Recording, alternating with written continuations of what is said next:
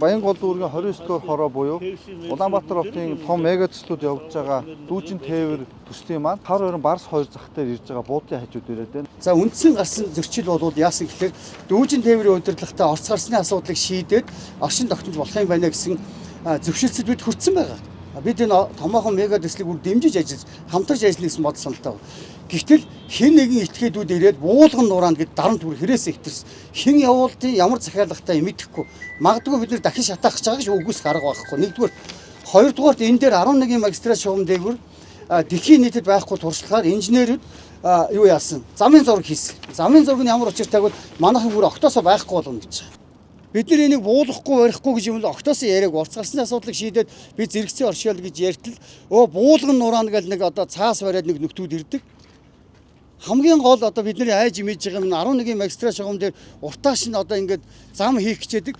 Энэ стейшн өнөг зогсоол 32-ын зогсоол 2-ын хооронд 17 метрийн өргөнтэй.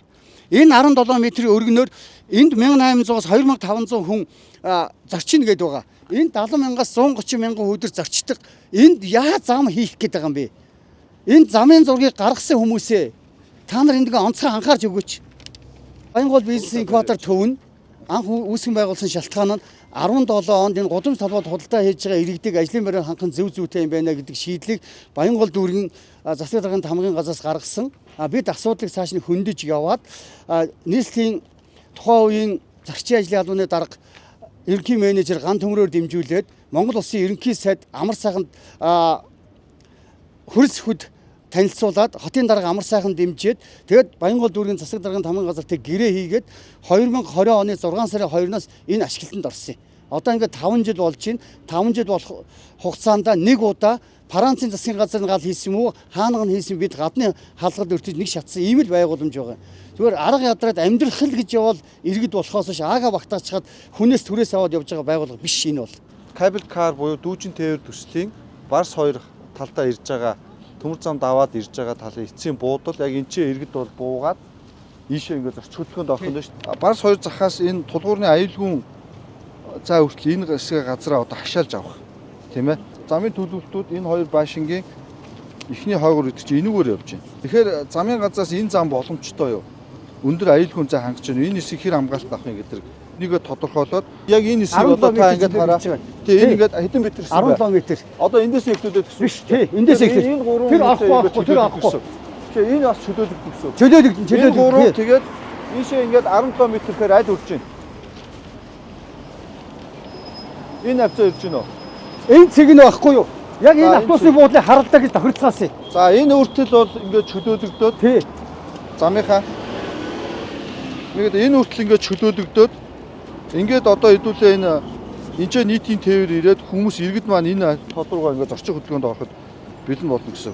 За энэ хэсгийг газрын алба Баянгол дүүртээсэн гэрээг нь үндэслээд газар нь бол байхгүй шүү дээ. Тэгээ энийг нөхөн олбортоогоор чөлөөлөх гэдэг байдлаар нь бусад байр дээр шилжүүлэх байдлаар хууль журамд нийцүүлээд гэрээг нь үндэслээд нөхөн төлбөртэй таатай байна. Энэ бизнес инкубатор хийж байгаа хүмүүсийн энэ асуудлыг шийдээд энэ байна. За тэгээд юунтэй барс захийнхантай бол энэ хойдлын аюулгүй байдал дээр энэ хоёр дээр бас газар олох байдлыг шилжүүлэх юутай юм bijлээ. Энэ газараа болоод замынхан одоо энэ хойгуур зам явахад кабель карынхаа өндрийг авч агаад аюулгүй зурус хэрэг хүрхгүй бол энэ зам энэ байхгүй.